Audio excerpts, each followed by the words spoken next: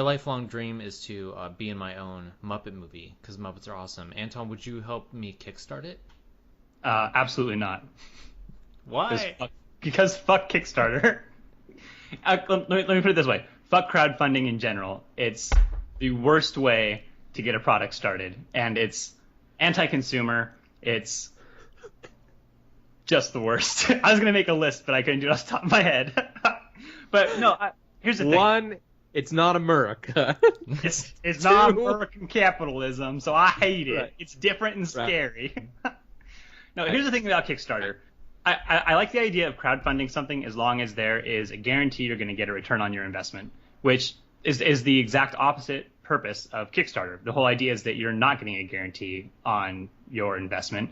It's clearly stated you're giving money to someone out of the goodness of your heart for something that you hope happens but may not ever happen. And to me, there have been too many people who have used it as a way to just get a bunch of free money, work on a project maybe, never finish it, never release it, and you just got people who are out money. There have been a lot of like success stories from Kickstarter, but that list is way, way, way smaller than the number of stale, dead projects that never came to fruition. So, I'll bring up the Zach Braff argument to this. So his movie, Wish I Were Here? Right? Yeah, Wish I Was There, or Wish I Was Here. Yeah, something like that. I think you may be the only person out of this group that's seen it. I haven't seen it. Have you, John? But anyway, no, because I don't support Kickstarter movies. His burn. No, I'm just kidding. So, like, he got a lot of flack for kickstarting it, and I remember I watched the video of him talking about it, and one of his reasons for it was it for, like, creative control. That basically, like, he did it so he could get all the money and then hire the actors he wanted to. Like, sort of like, do you think that is a good reason the for thing about Kickstarter, it is or? that I feel like Zach Braff brought a lot of professionalism to Kickstarter. He used Kickstarter as a platform, but he's a very well-known actor. He's got people. He's obviously reliable. He's been on TV shows. He's made content before. So this is somebody who has a history of putting out good products or putting out, good media. So for him to take a leap of faith and say, hey, I want this project that I want full control of, and I need a bunch of money for it. I guess I don't have enough in the Scrubs coffers to fund this. Help me out. That's different to me. I mean, I wish that the platform still said, Zach, you need to guarantee a movie or return their money. Yeah. But I do think that it's more reliable coming from someone like him. The ones that are difficult are people saying, hey, I'm fresh out of college and I've got this idea for an app that I want to make. Please invest in it. Like, they've got no history. They've got no training. They've got no credentials to do it. I mean, which is understandable. I'm also very anti-college. I think the whole college thing the whole higher education system in America is bullshit.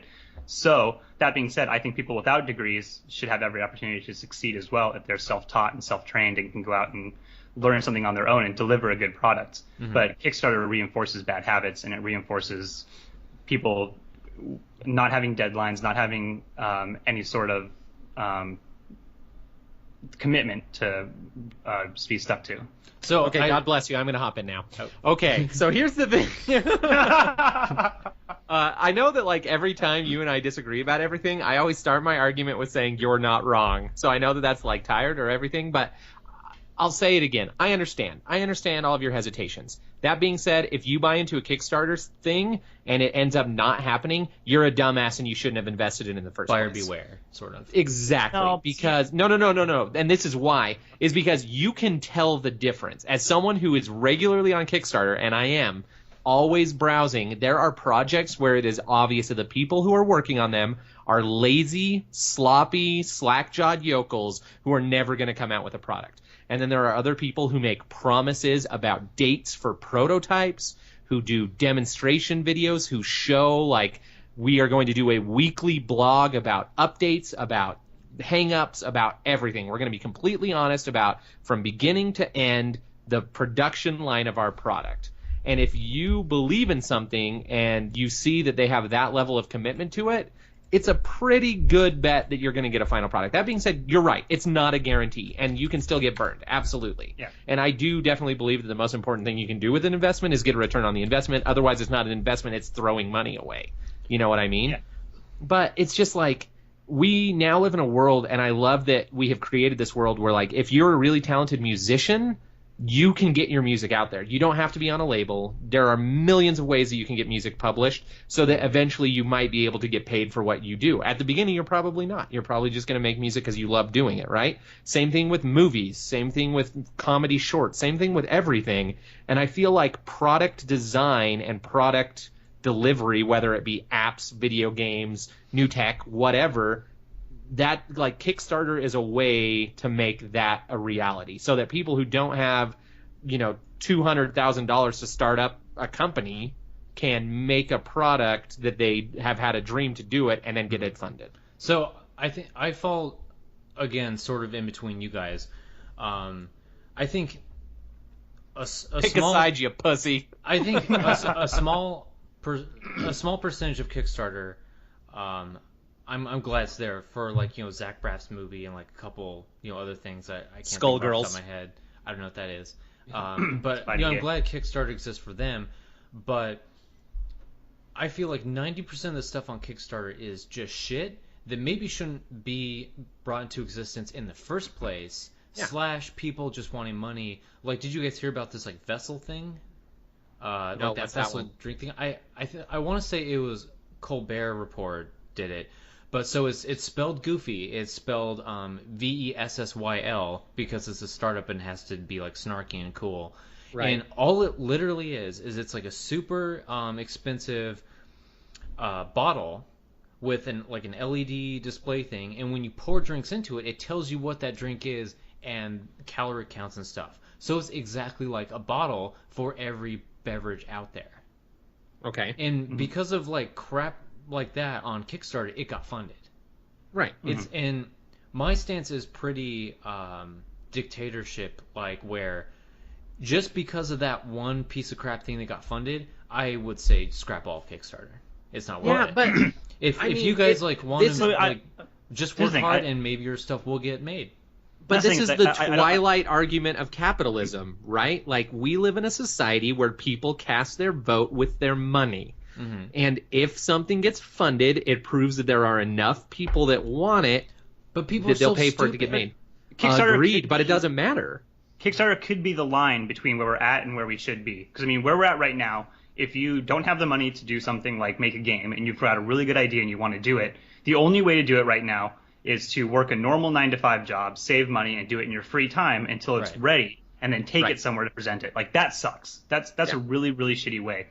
But Kickstarter is the other end of the spectrum. There's no requirements on it whatsoever, so anybody can do that. Mm-hmm. I think by saying there needs to be some type of requirement that says you need to show progress and there has to be, periodic progress, and even if you don't deliver the final product, you release what you've done so someone else can finish it, or it's not, you don't retain intellectual property rights to your incomplete project that someone else paid for and is now not getting a project. Yeah.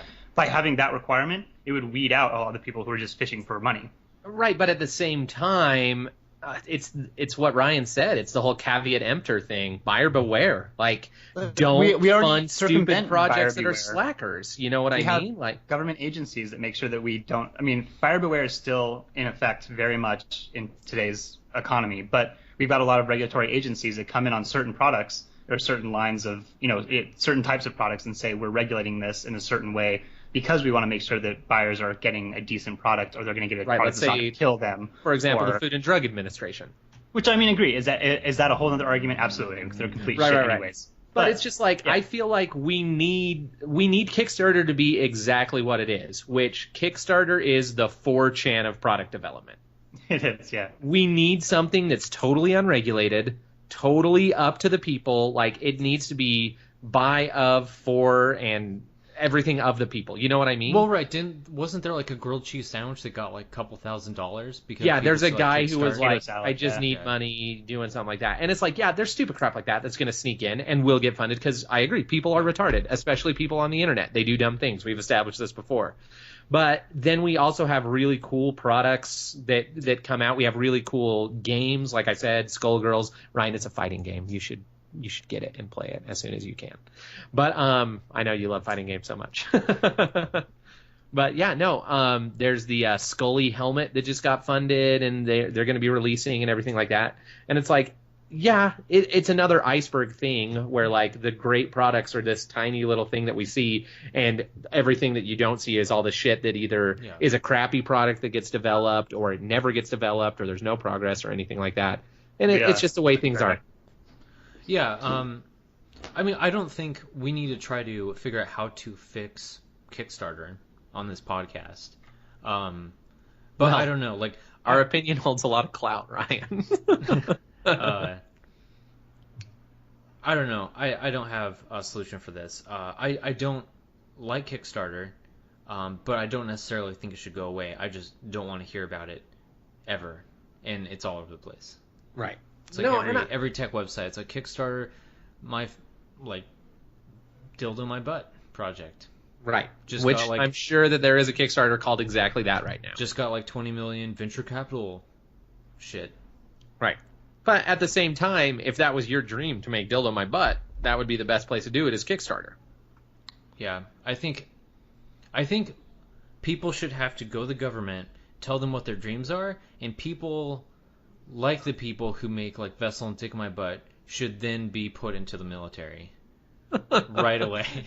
Right, straight to the front lines. Yeah, it'd just be like, Cannon well, fodder. You're obviously not going to help this country by going not in the military, so we're going to force you to benefit the country. You are now a body with a firearm. Yeah. Right. No, that makes sense. I really like this government that you're crafting for us. It's a scary place. Not going to lie. But I mean, Anton's dream, it's possible. Like, he should run a Kickstarter to start a Kickstarter-like corporation that has strict regulations. Yeah. That's the best way to start it. Because we all know that Anton doesn't have the money to start that website right now, so he should kickstart it. Yeah.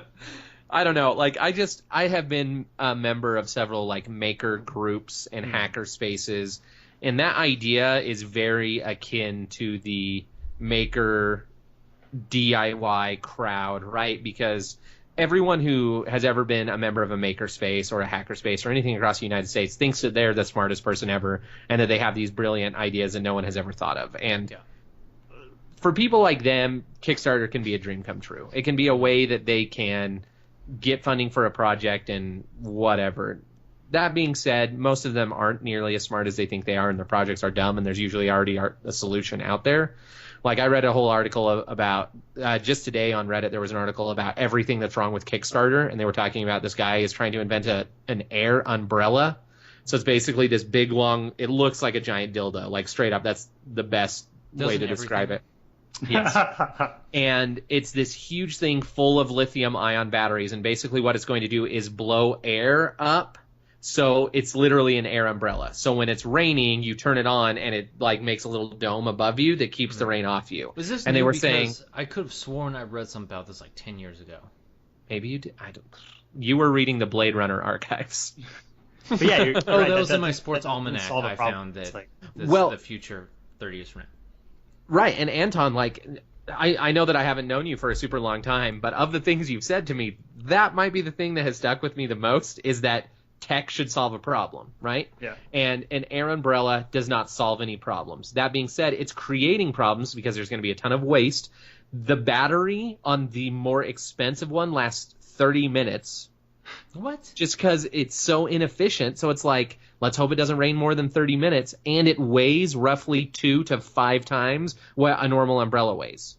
So it's like, why are we making this product? It is not helping, it's not solving, or even improving upon an already solved problem. You know what I mean? Mm-hmm. Like, if it was super light and lasted for hours and, like, also gave me a hand, Joe, like, okay, that's great. That's the best umbrella ever. But it's just... Well, and in the same vein, have you seen that guy who's making the hoverboard on Kickstarter? I've seen videos, but that's... So, I mean, it's like... And first of all, this is one of my problems with Kickstarter as well, is that it's an exercise in advertising, you know? Yeah. They're trying to trick you into paying for a product that may never be released and is probably not going to be what you think it is. So he's got like this whole like Kickstarter page set up, and it's like all these references to Back to the Future. It's like Back to the Future said we're going to have hoverboards by 2014 or 2015 or whatever, and we don't yet. So 2015, so I'm going to make it happen. And it's got like, you know, it's got all this Back to the Future paraphernalia. And even, you know, Doc Brown is in the friggin' video for it. And, you know, it's... So, yeah, I mean, it's like... No. Don't be too impressed. The local Mormon TV station got him. Like, I think he's hard up for work. Christopher Yeah. Lloyd. Oh, Yeah. you slut. But here's the thing. So here's the catch. It's gigantic. I mean, it's like the size. It's bigger than a skateboard, and it's like this friggin' thick. It's massive. It only hovers an inch off the ground, and it has to be on a magnetic surface. I'm sure there's a weight requirement, right? Like you can't Not only weigh that- more than something. Like 300 pounds is the weight. I have the that's quite most a bit. important question. Does it have power to go over water? No, Just no, about it to can't. It can't go over water. It can't go over rock. It can't go over gravel. It can't go over asphalt. It can't go over concrete. It can only go over magnetic metals. And it's like, What? oh, okay. So our What's the skate park. point? Yeah, what is the fucking point? You know what would happen if you took a skate park and you were to, put sheet copper over everything so that you could use this there? It would get ripped up in the middle of the night and sold because copper's expensive and valuable. Like, How you're about not, iron? You wouldn't get stolen, but who's gonna make an iron skate park? Can you it's imagine? so much more expensive than concrete. Not only that, can you imagine crashing on iron? Yeah, like, oh, sorry, the skate park's closed. We're treating it for rust. Right. Everyone's And getting like tetanus. every single time there's a thunderstorm, that place gets struck like 37 million yeah, times. it's a huge. And that's the thing is that no one's gonna go around and start paving sidewalks with metal because Right. he made this. So, and the entire technology, it's based on magnets. So the entire technology is he's got these really stable rare earth magnets that react with the magnetic surface, and it calculates very intelligently how much you weigh and how much force it needs to keep you hovering off the ground. That But part's cool. even I'll give it that. That Right. sounds cool. But No, it's smart math. It's not a good Yeah. product. it's not. I would say, yeah, But- it's smart engineering, but Right. the purpose for all of it's just stupid. But you guys, this leads to the most important question we might have ever asked on the podcast. Fucking magnets. How How do they work? How do they work? Is it But for magic? real, I don't it know. doesn't What the make fuck is a clock? Right, fuck it is doesn't that? make sense. It doesn't make sense. Ah. Really, ICP. Working together, solving the problems. Yeah. Solving the problems. Oh well. So I think we're all going to be divided on Kickstarter. I just want Kickstarter to be better. That's it. I think saying I hate Kickstarter and I'm against Kickstarter is the wrong way to phrase my Well, no, stance. We need a I larger solved your barrier problem of for you entry. while you were gone. Oh. What you need to do personally is you need to kickstart a website that is a higher regulated Kickstarter. Yeah, exactly. Oh, knows, but it see, might I get wouldn't fucked. invest in me. I don't have the credentials. I have no web design credentials. But so you see, I would invest in you because I figure you'd get it done. And if you didn't, I wouldn't be mad because I know that you have my money and that you have to buy shit from delivery make my guys that really, come to your really- house.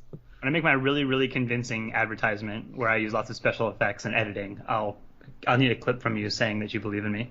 Oh, I'll give it to you because by then I'll definitely be in political office of some type. So guys, it's time for an uncomfortable segue.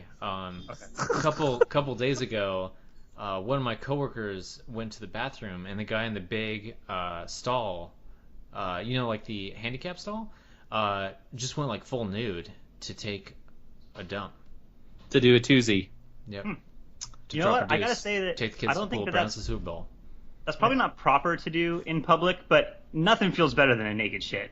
I mean, no restrictions. You can just flay about. You In can case- just, Yeah, I understand what you're saying, but I'll go out on a limb and say there's at least one thing that feels better. But continue. Well, no. Okay. Right. In a situation. Okay, that's not even true, I guess. In a situation where you're taking a shit, very few things feel better than just being there naked doing it. Like right before a shower. What if you get like a crazy cramp in your thigh? You can't stretch that out if you're constricted by your pants. No, not Yeah. at all. You got It's like there's stretch always it out. potential that shit could get on your pants if it's in the same room as you when you're taking a shit. So ideally, you should have a room where you remove your clothing. What world do you prior live to in? What world do you live in where there's a serious chance of getting shit on your When you pants if flush it's in the the same toilet. room? He only it- takes his pants yeah. down a couple inches. It's like It's a I wear risk. nothing but long johns with like the butt flap. The butt you know? flap. Yeah, the butt flap.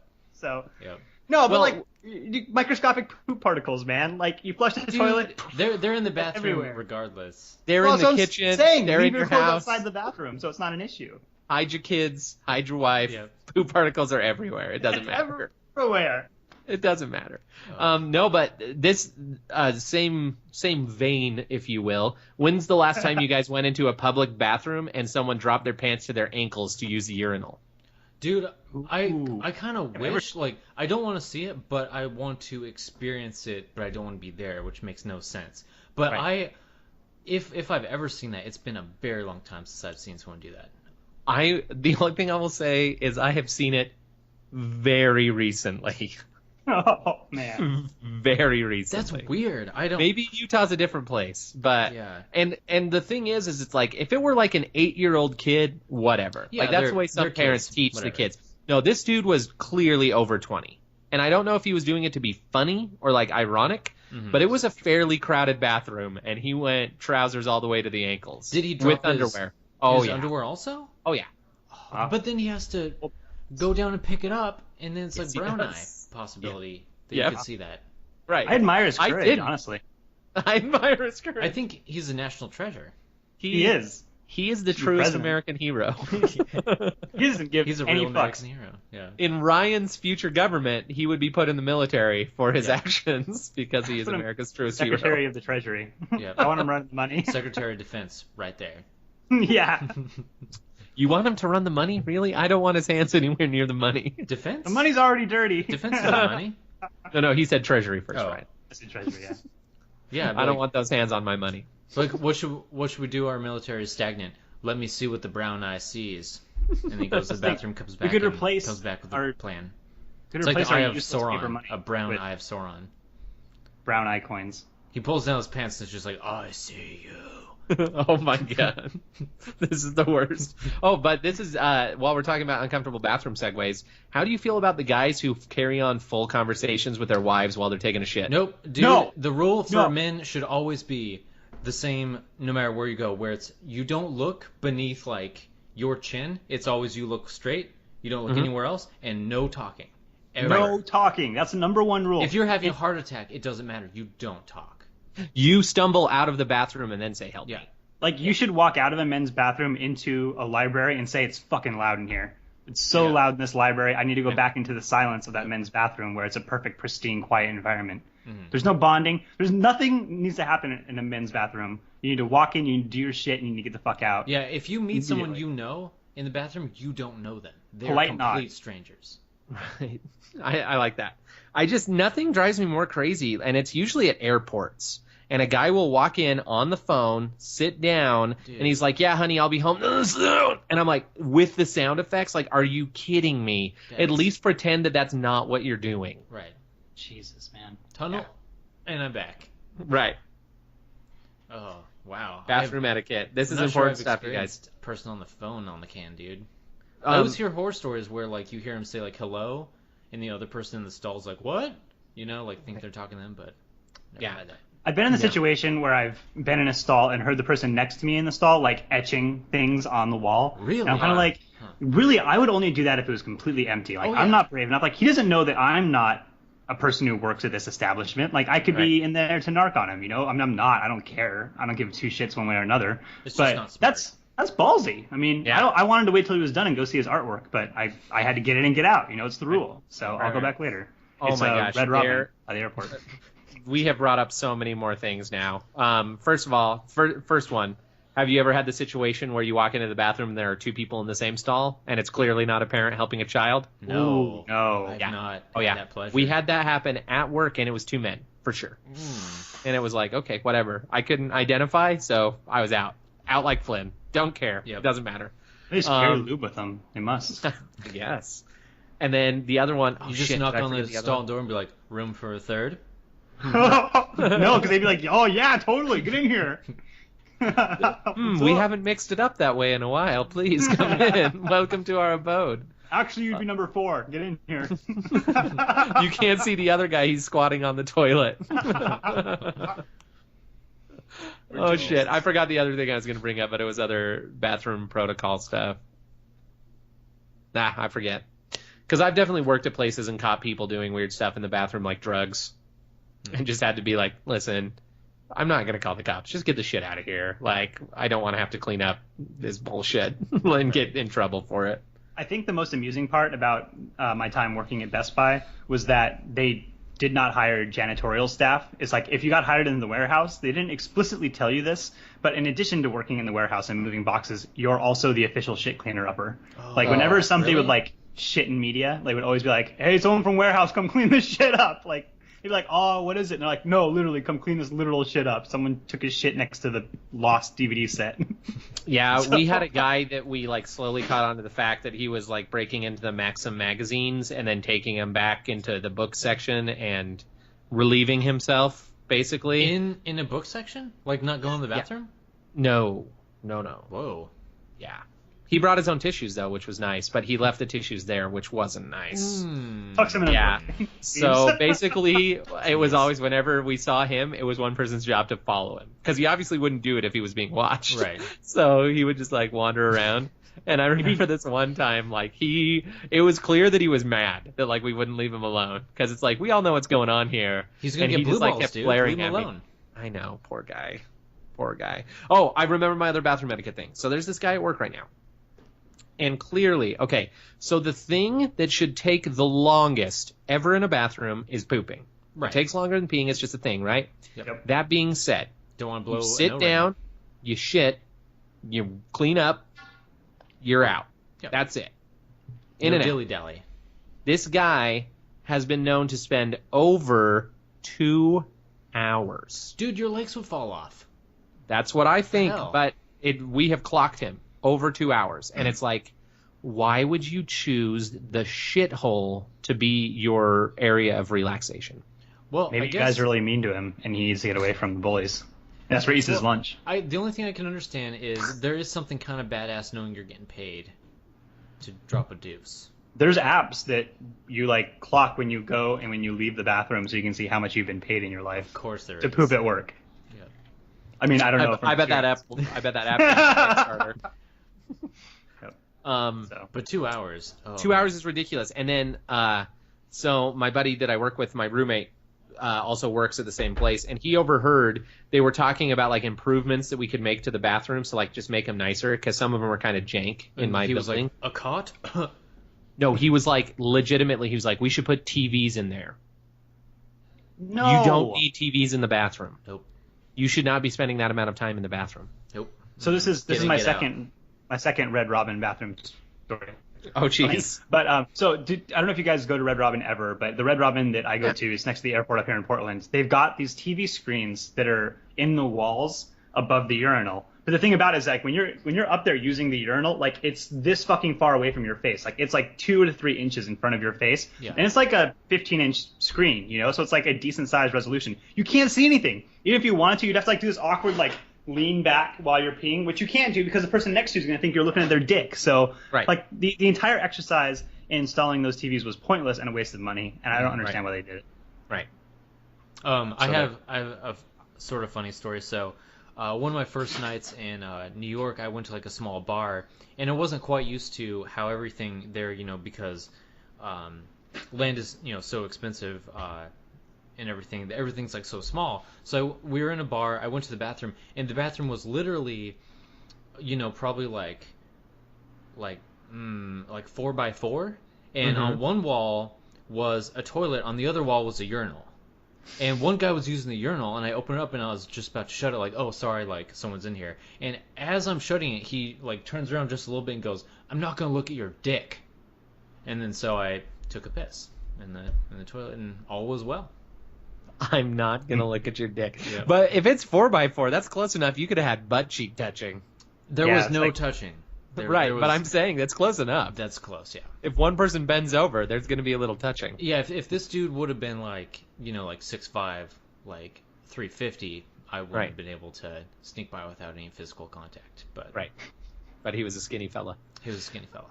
I do like the bathrooms where they have the...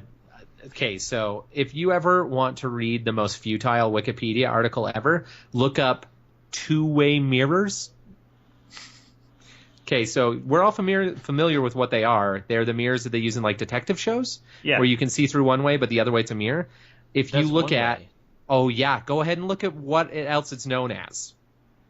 So it's like one-way mirror, also known as two-way mirror, also known as one-way glass, also known as two-way glass. It doesn't make any What? sense. So that's why I just took a leap. They're all the same thing. Anyway, that's what I'm talking about. And there are certain boys' bathrooms where it looks out into the restaurant. Like, What? your side is the see-through side. but their side is a mirror, so you can like check out what's going on in the restaurant while you're taking a piss. Weird. That's weird. But it would be kind of cool. Watch while you're taking a leak. Yeah, I think it would be kind of cool. Maybe those places have security guards with like bladder control problems. It's like they need to be keeping an eye on stuff, but they also got to be in the bathroom like every 15 minutes. You know, right? You got a UTI or something. You got to take care of that shit. Yeah, because we've also probably all seen the like crazy street bathrooms that are the same thing, where it's all mirror, but then when you go inside, you can see out. Yeah, that would be terrifying. Like you're just sitting on a street corner. Yeah, although, would be pretty. Although it's like an exhibitionist, like my dream. Right, like check out my dick. Yeah. Right. Any other awkward segues, Ryan? That's all I got. I was trying to get us to. So we should talk about things we enjoy that aren't socially enjoyed by the majority. Right. Or even if they are enjoyed by the majority, because sometimes that's just as embarrassing. Yeah, that true. You do, because that's actually the first thing I want to talk about, because it's recent. I'm addicted to a television show that I shouldn't be addicted to. My name is John. Awful. Hello, John. Hi, everyone. It's called Supernatural. I know of it. So, it's the worst. And it's totally for girls. Like, it's just two hot guys that, like, hunt vampires and werewolves and demons and stuff, right? I am now 9 seasons in, and I can't stop. Wow. All right. I knew I was going to get judged, but I trust you guys. You know who I am. If I'm never invited to be on this podcast again, I'll understand. It's like X-Files, sort of. Okay, so it's like completely fiction. It's not like Ghost Hunters. Like no. It's fiction. Mm-hmm. Yeah. It's just totally made up. They do have a baller car. What is that, like a Malibu? I'm pretty sure. It's an old Impala. That's what. No. Yeah. It's an old Impala. Yeah, that's Which right. actually, it's funny that you bring up Malibu, because I have a really good buddy who finished an old Malibu, and it's like the same era. They look a lot alike. Yeah. And they both have the not bucket seats, the bench seats in the front. Yeah, which were done away with because so many people fucking died. Right. Yeah. So car accidents and those things. That's what happens. Since you're embarrassed about it, I'm gonna make you talk about it a whole bunch. What's the overarching plot? Like, not the plot. What's the main problem? I mean, what's going on in this world where they need to have 9 seasons? So this is actually why the show is shit. So the original creator of the show wanted it to be 5 seasons. Okay. And the entire point of the 5 seasons is when the boys were really young, a demon killed their mother. And it turned their dad into what's known in the supernatural universe as a hunter, quote unquote, right? And he goes around and he kills bad things, basically monsters. So the boys also grow up in the same culture. They grow up to be whatever. One of the boys stays with the dad and he keeps doing it. The other one, like, has always hated the life, doesn't want to be in the life. So he decides to, like, leave his brother and dad and go to college. And he gets a girlfriend and everything's happy for him until one day he, like, comes back home after partying with his friends and his girlfriend that he's living with is killed in the exact same way his mother was. Ooh. Which is super crazy, right? So the entire first 5 seasons are all about finding the demon that killed their mother. Like, tracking down this one demon. He's the yellow-eyed demon. He's special. First 5 seasons? Trying to find him. First 5 seasons are all about that. And throughout, it's just like the X-Files. Like, there's an overarching thing, but they also do, like, Monster of the Week, where there are some episodes where they don't find out anything new about the demon at all. Yeah. They're just fighting vampires or Wendigos or whatever, you know, whatever the Monster of the Week is, ghosts. And it should have ended there. But one of the producers, or 2 of the producers, were like, no, we're making money. We're going to keep making it. And everyone stayed on board. So now, like, angels have been brought into it. God has been brought into it. The very last episode I watched, Cain from the Old Testament, like, Cain and Abel was in it. Like, it's just, it's nuts. And it gets so crazy. And, like, this season, the big overarching thing for this season is all the angels have been kicked out of heaven and are on earth. But some of them are, like, losing their minds because they don't know what's going on. So they're, like, murdering people. And it's, like, this all-out crazy war between demons and angels on Earth. And it's nuts. So did it always have a vaguely religious vibe to it? Or is that, like, all post-season 5? Well, it always kind of had the main characters are not religious. Like, they don't have any religion, but there are like religious overtones, obviously, when you're dealing with like angels and demons and stuff. And there's like incantations and different stuff, and like they still do exorcisms using like passages from the Latin Bible and stuff like that. So it's like there are definitely religious overtones, but I wouldn't call it a religious show. Like, as a matter of fact, nice. As a matter of fact, like, a main point of the show is that God is gone. Like, he left. No one knows where he is. Like Bayonetta so style, it's like, got straight up killed. Yeah, basically. So it's just like nobody really knows what's going on, and Lucifer's dead because he gets killed in one of the seasons. I don't remember, or he gets like banished somewhere and he's locked up. So it's like now it's everyone else scrambling for power, and it's nuts. Whatever, but it's not good. It's super soap opera-y, and in every season, one brother keeps alive from the other brother for half of the season, and then it blows up when it finally all comes to light, and then they don't talk. And it's like, oh my gosh. Like, after all they've been through, you'd think they'd learn. Just like, hey, just tell me what's going on. Just keep me informed on whether or not I'm possessed. Communication, you know? It's key. Right. Yeah, it's totally stupid. Anyway, that's one of my embarrassing.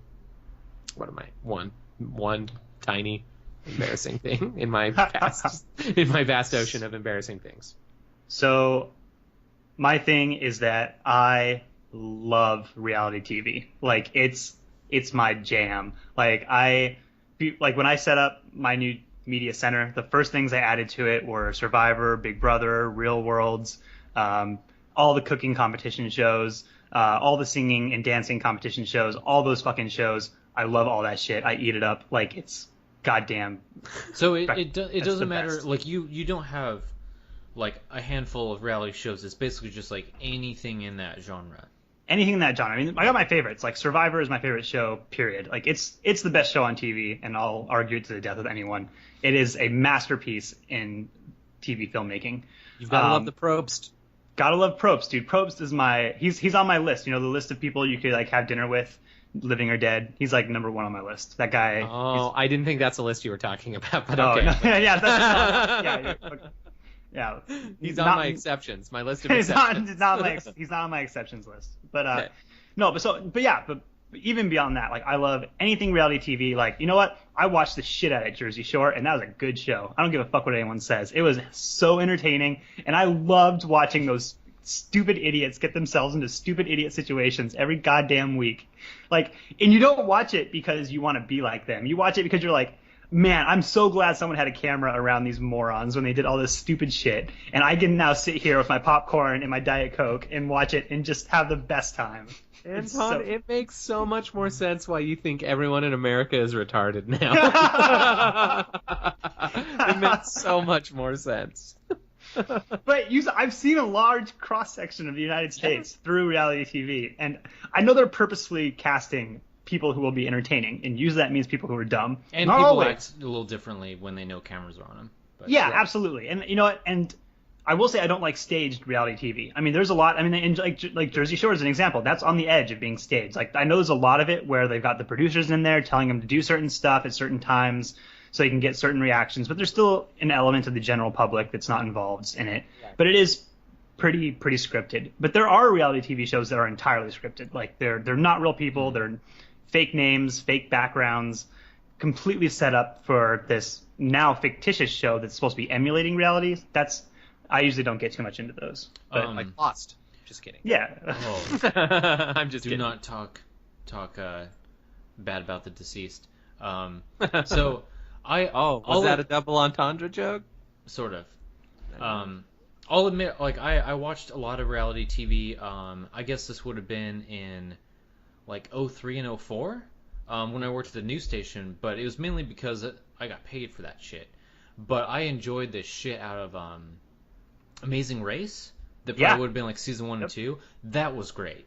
Yeah, Amazing Race is by that was really good. It's the same company that does Survivor, does Amazing Race as well, which is why you'll see a lot of crossovers. People who've been on Survivor will go on Amazing Race and vice versa. I haven't watched it since then, unfortunately. I don't know if it's gotten worse, better, same, or what. No, it's still gotten good. And the cool thing about good reality shows like Amazing Race and Survivor is that they build on their success, and they try new things out each season, and some things stick, some things don't. Survivor added, Exile Island, and that really worked. So now they do that sometimes. Yeah. They added, Redemption Island, which was pretty cool, and that worked. So they use it sometimes. They added the Immunity Idols, which were a huge hit, and so now they use those every season. So, and it is like, here's the thing. Here's my big push to anyone who hasn't watched Survivor and is wanting someone to tell them to do it. It's literally Chess, the TV show. Like, there's so much more than just watching people starve on an island. It's this really intricate social experiment where people have to, create alliances and trust each other when there's no reason to trust each other, when they're actively competing against each other. It's like a giant prisoner's dilemma acted out 150 different ways. Yep. And there are real elements of, that's one where there's zero scripting. There have been a lot of people who've done AMAs on Reddit, who've been contestants on Survivor. Probst has done one too. And, there's a crew elsewhere, miles away, that come by and they film, and they're there in a case of an emergency. But otherwise, you're left to your own devices. They put them on an island and they build their own damn shelter and catch their own damn food. And you'll see people struggling to eat snails because it's the only fucking food. And it's interesting to watch, Yeah. And I will give you one defense. I know that people talk crap on reality TV, and they say that it's like the dumbest TV and whatever, but I strongly disagree. There is one show that will forever be the dumbest show that has ever been on air. And I think that anyone who watches it is choosing to willingly reduce their IQ. And this is not a joke. Like, this isn't a setup to a pun. I really feel this way. 3 words. America's Funniest Home Shit It's For videos. I guess home videos you could cram together in right. Like high work. It is the worst. And my family eats that shit up. I go over there on Sundays, and it's still running strong. I go over there on Sundays, and they're watching it, and I'm like, I can't even be in the same room. It makes me so mad. Like, all of the canned laughter and the, like, same videos that have been on since we were kids, and it's like just people getting kicked in the nuts by dogs. And I'm like, I can't do it. I can't. I feel so dumb. It's YouTube for people who haven't discovered YouTube. Like, it's so pointless. I absolutely agree. That's a show that needs to just accept its place in history and fade out. I understand why it was around before YouTube. Because you got to see, like, people's, like, weird-ass home videos. Right. And most of it was people getting, like, minor injuries. Right. Like, It was also, like Jackass and YouTube before. combined. Yeah, exactly. Right. Yeah. Which is fine. Like, I don't know, but I can't believe it's still on the air. I can't believe people still watch it. I can't believe people find it funny. I didn't know. I can't believe that they actually generate a crowd. Like, they're every time the freaking studio audience is full. There are people who go on that show. I think it's hosted by Bob Saget still, is it? No, it's the same guy who does Dancing with the Stars. Is that? No idea. Tom Bergeron. Mm-hmm. Is that what he does? Is Dancing with the Stars? Yeah, he produces a lot of shows, and he's a judge on that show, and he hosts. Yeah, he's freaking loaded. And he seems like a pretty legit guy, but whatever. I can't do it. Now we've arrived. This is what I'm the most excited for, is this topic for Ryan.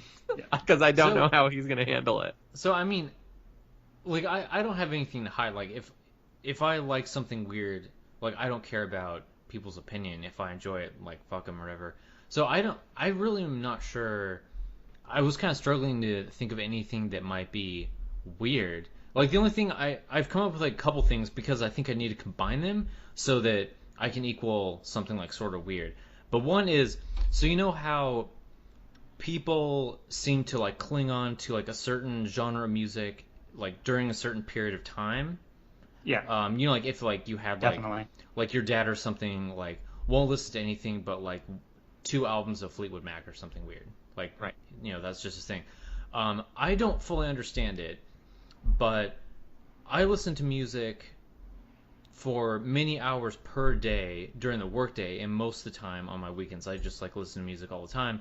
And for whatever reason, electronic music made during, like, 04 to 2000, maybe 11, like, that's 90% all I listen to. So, like, some good Crystal Method stuff. No. No. No, it's more like trancey. Oh, okay. And, like, I've never done ecstasy. I kind of wish I would have when I was younger, because now I feel like I'm too old to try it. Right. So, like, I have no sort of, like, drug reaction to it, which I know a lot of people who have done ecstasy, like, when they stop doing that, they stop listening to that music. Like, they just, like, stop enjoying it. Right. but I don't know. I just keep on going. Like that's my like. I still listen to the newest stuff, like Armin van Buuren and like Above and Beyond. Like have their radio cast like once a week, but I just don't enjoy it nearly as much. See, and whenever I listen to music like that, I feel like what I'm doing is I'm actually just like, it's my naturally prescribed Adderall. Like anything like that, chiptune, electronica, anything like that. Mm-hmm. It's like if I need to actually buckle down and focus, I just throw that on. But there are other things I will use too, like video game soundtracks, like even like old Mega Man soundtracks. Just like throw that on and you can just like chunk your way through the workday. You know what I mean? Yeah. So I don't know. Mine definitely is a chemical reaction where it's just like I need to focus. Well, I like music that I like music that doesn't have lyrics. You know, I mean, a lot of music, I really enjoy the melody too, and I think it's a really good song. But it's like I don't identify with the lyrics, and so it's not hurting them because especially if it's a really good lyricist or a really good vocalist who can add something to the song. So not taking away from that whatsoever. But I also like listening to music that doesn't have a message. You know, it's just it's about the listening experience as a melody, as a beat, and it doesn't have to have as much structure either. It can just kind of go on for 10 minutes because it can be really progressive with the structure of the song, and that's interesting to me as well. So yeah, it's like digitally imported. I've had a premium membership with them for a long time because I just like stream that shit constantly. See, and I've had digitally imported for a long time, but I've never subscribed to any premium service or anything. Yeah, I mean, but you see, Ryan, that's weird. Not even embarrassing. Like, if you were to come up right now and be like, for some reason, I always listen to Hillary Duff, like that would be embarrassing. Well, that would definitely be a lot more interesting if I. Right. But I guess I kind of fall into this a little bit because my absolute favorite genre of music, unashamed, I will listen to it at any time, no matter the situation. Nope. Okay. K-pop. Absolutely gangster rap. It's the best. Like. There's nothing more fun than like driving to work and speeding a little bit and like listening to Ice Cube and just like, especially when you pull up to a stoplight and like you look over at someone next to you and they're totally not expecting it, and it's just like the most offensive, most like absolutely degrading music. It's just the best. When I had my really nice car, I had a Mazda Speed 6 and it was like all blacked out, tinted and everything. And my favorite thing to do. Oh, you mean the windows? Yeah, the windows were tinted. Yeah, it was the really sparkly red. But one of my favorite things to do is at night pull up to stoplights blasting jazz. Everyone would think that you were just like an axe murderer because you just like look over at them and it's like some freaking like Dizzy Gillespie just blasting it and you just like nod at them a little bit and they're like, oh shit. You have a pipe in your mouth and you just pull it off and. Right. Mm-hmm. Yeah, exactly. The real warning sign is they're listening to Huey Lewis in the news. That's when you know. Yeah. That's an actual expert. So, Anton, this actually leads me to a really good question. Do you know of / how do you feel about girl talk? I'm not familiar. Okay. Ryan, I'm seeing from your face that you don't know either. No, that sounds... I may know what you're talking about. So it's a DJ from Pittsburgh. His name is Greg Gillis.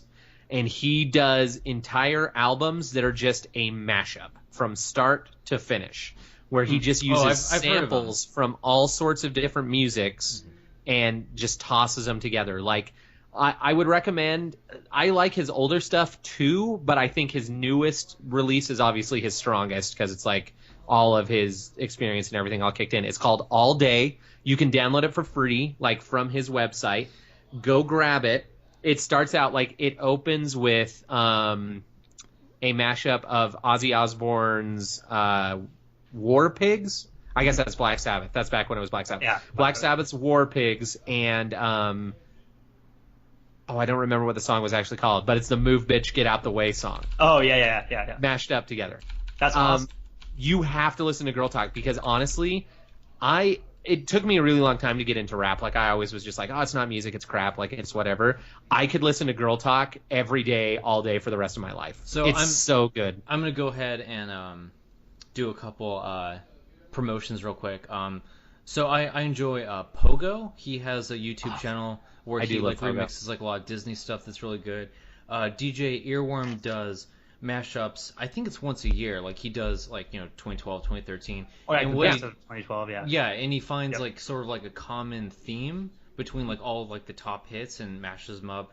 And I hate all the songs he mashes up, but together they're listenable. Oh, you see, and you're in that camp, and I'm in the Daniel Kim camp because he does the same thing. Oh, okay. Yeah. He does the pop danthology, is what it's called. Mm-hmm. So it's like pop and dance music. Mm-hmm. And then also, have you guys heard Rock Sugar? Mm-mm.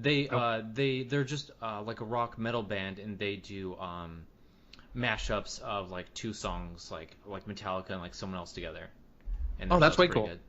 So to answer your question, I am not familiar, but I'm okay with that. I think it's totally fine to make and release music that's wholly unoriginal, so to say. It's completely based off of samples, and I mean that is Daft Punk. I mean, no matter Daft Punk is universally loved, but every sample that they have is almost nothing original. I mean, I would be pressured to find anything in their songs that's original at all.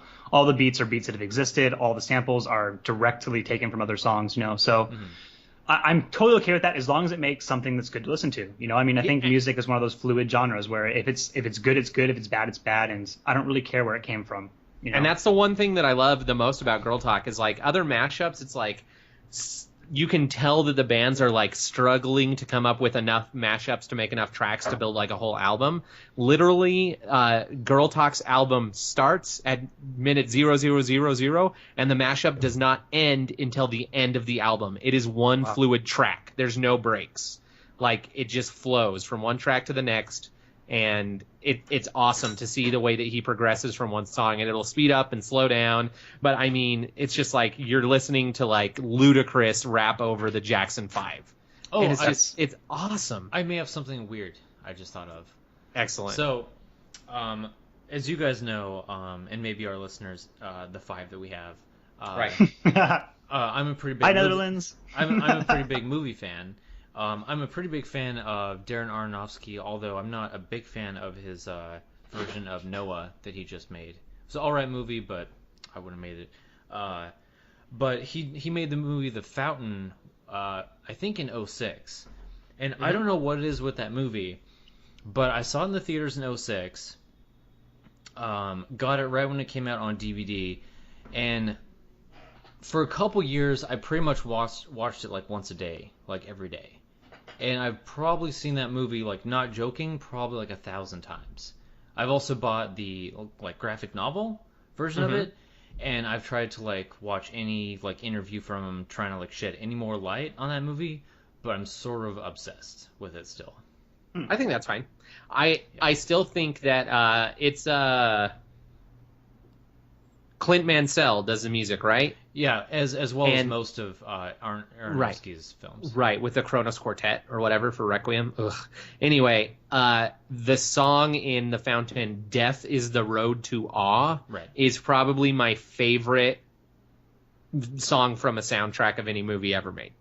It's awesome. Like, it gives me chilly willies left and right. Like, it's so good. After that, it would just be on a theme of Thomas Tallis from Master and Commander, which wasn't a great movie, but has a great soundtrack. It's all right. Yeah.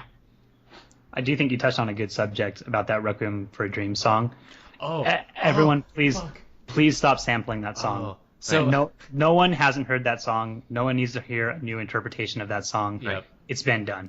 The only time that I was super hyped to hear it was in the trailer for Two Towers when they orchestrated it. And it was cool, because that was like one of the first times that it was like, oh, this is a blatant ripoff of the Requiem for a Dream song. But yeah, everyone uses it. One of my roommates played a video of a guy in India getting mauled in a tiger pit. Did they play that music? He was like gonna feed the tigers, and the tigers were like, I don't know if he died or not, hopefully not, but the tigers were like being, really aggressive, like kind of biting him, like hitting him and stuff. And they were playing a version of that. Right. Oh my god. Like, yeah, I'm not down with that. I'm sure, like, I know that you're really excited about your, Wii U unboxing video that you just uploaded to YouTube, but you don't need to put an epic song like that, to something. No, that's the problem. It is a good song. I mean, it's very good. But here's the thing. So I have a tradition, much like Ryan's weird tradition of watching a movie every day, is that my friend Cameron and I have resolved that we will watch the film Requiem for a Dream once a year, every year for the rest of our lives. And it's not an easy movie to watch, especially once you've seen it once. You'll never do heroin. Never. Well, not only that, but it's just like it totally I have now seen that movie. Let's see, we've had that packed for at least 10 years, and I had seen it before then, so I've seen it at least 10 times, and regardless of how many times you've seen it, for the next 3 days you're fucked up after you watch that movie. Like, it totally colors your world. It colors the way that you interact with other people, like what you think about other people, everything. That being said, that's why I hate that song being used in everything, because it still to this day gives me anxiety. Like, hearing that song makes me uncomfortable because I can see the scenes from the movie playing out in my head, like it's the not quick positive cuts. at all. No, not at all. You can't use that song in a more powerful method. Like, they used a really powerful song for, the powerful undertones of that movie, and you can't take that song and put it in another situation and use it for a more powerful situation, especially like your stupid YouTube videos. Like, that's like it's a disservice to the song. Right, I agree completely. The Kronos Quartet is nuts, and they built so many weird custom instruments for that soundtrack. Like, I saw them perform some of those songs live, and it looks like they're all acrobats doing like some weird act, because they just built these crazy stringed instruments that just make terrible noises to do in like the background, and it just it gives me like, even talking about it now, I think my heart rate has jumped up like 20 beats a minute. So good though. And I love The Fountain. I'm glad you love that movie. I don't think that's weird, but I have weird obsessive things about movies. Yeah, I don't know what it is, man. Like, I've read the script multiple times. I bought like a book based off like the art, like in the film. Like, I have tried to find like every like Hugh Jackman interview, like Rachel Weisz. Like, I'm gonna have to watch it and see what I think about it. Like, I've never even heard of it. So, most, like, I've had like really hit or miss thing. It's a very sort of like deep movie. Like, it's like really emotional. It deals with like death, like all that. It's like a very sort of dark movie, and yeah, it's been hit or miss. I've shown some people and they've been like meh. I've shown some people they've loved it. So I mean, don't go into it like thinking it's the greatest movie ever. But for whatever reason, I'm just like, obsessed with it. I can give you a 100% guarantee going into that movie, just knowing you the way I know you, Anton. It is eye candy. Yeah, it is one of the most gorgeous movies ever made. Like, awesome. it blows my mind. I can't think of the cinematographer for Aronofsky, but he's done most of his movies. Right. But he did The Fountain. Also. Which is crazy because, like, when you think of Requiem for a Dream and then you think of The Fountain, the art style, like the cinematography, is almost opposite. Like, Requiem was built entirely off of quick, uncomfortable cuts, like from thing to thing to thing, to show like progression, to show action. And The Fountain has these like long, drawn out, slow motion, like, a lot of the same actors too. Like the lady who's like Pace NYU Film School director that's in Requiem for the Dream, the mom. She's in Ellen Burstyn. The old dude who he sells the TV to get money so he can buy heroin. He's in The Fountain. Yeah. There's lots of peeps. Yeah, it's like all of the secondary characters almost that like and he reuses them regurgitating in most of which his is cool. films. Yeah. Yeah. Oh, now for whatever reason I'm just thinking about The Wrestler. That movie. That's holy crap. film. Yeah. It's so good. It's so good. But after I saw it, someone was like, has anyone noticed how much, like, 2/3 of that movie is just Mickey Rourke's back? And ever since I read that, I'm like, it's so true. Like, the whole movie is just the camera following Mickey Rourke, like, around places. Awesome. Yeah, it's way good. Ooh, I thought my door was open. The creepy ghost door. We'll tell you. Fine. We'll tell you. I just watched Annabelle. You don't need to be talking about that right now. I'm sorry. Look out behind you! No, it's funny. I had like a 2.5-hour discussion with a friend the other day because she's all freaked out that her house is haunted, and it was basically me just telling her what a dumbass she was for believing that her house could be haunted. It was a fun conversation. What evidence do you have? Right. What evidence does anyone have of the 1 million? No, I'll say 2 million people on this planet that are obsessed with finding ghosts. What evidence has turned up? None. Right. Because we would hear about it. Go ahead, Anton. What were you going to say there? That's going to be good. I can tell. I actually don't think I had anything. Like, I just was looking interested. I don't know. It's all that shit. Fucking Bigfoot, ghosts, Loch Ness. Right. It's one lake. I mean, well, we want it to be real because that would make our world so much more interesting. Yeah. No. Absolutely. Totally. I get that. I do wish we find. I do want us to find aliens, man. Like, that'd be cool. That'd be so fucking cool. But that's the thing is, like, I don't even need us to find aliens. I'm sure that they exist. Like, that's the thing. It's just like, if you want to talk about statistical chance, ghosts versus aliens, it's like, that's a no-brainer. I will say, I do want to find aliens, but only if it's in the Last Starfighter. sort of theme, and I'm the main character, and I'm the last Starfighter. That's the fair. only way I'm okay with it. Not even like a Star Wars where we just have like some bros that build us starships? Dude, so the last Starfighter is like the Kmart version of Star Wars. Like, Yeah. I'm setting my sights a little low right now, Okay, right? Because that's it's more fine. obtainable. That's fine.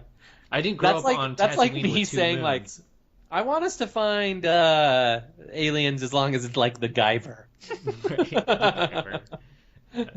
Dude, I would want love us, getting. I want us to find aliens. aliens like Star Trek before they found the Borg. That's what I'm looking for. Like, I want like a Nice. peaceful commune of non-insane homicidal. I totally thought entities. you were gonna be like, I want to find aliens, but only if it's like Mars attacks. Yeah, exactly. That's what I'm really looking for. You know. Right. Dude, Jack Black. What? Where did that come from? He's in it. What is he It's like playing? one of his early acting roles. He's a soldier who dies at like the very beginning, and his butt crack's always hanging out. Like Of that's course. the ongoing joke, right? Yeah, it's great. Jack Black and butt crack go together like his butt and him. Right. Like his butt crack and him.